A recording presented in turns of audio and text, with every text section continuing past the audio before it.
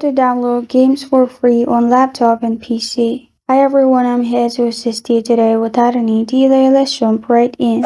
First, open Microsoft Store on your device. In Microsoft Store, scroll down. And you will find section of top free games. Click on top free games with the arrow, which will lead you to all the free games available. You can scroll through here and select the app you want to download. After that, simply select and then you'll find Get option. Click on Get. After you've clicked on Get, it will take some time to install. After it's installed, you can play the game. This is how to download games for free on laptop and PC. Thank you for joining me today. If this video helps you out, please leave a like and subscribe for more. Got a question or want to suggest a topic? Comment below. Thank you for watching.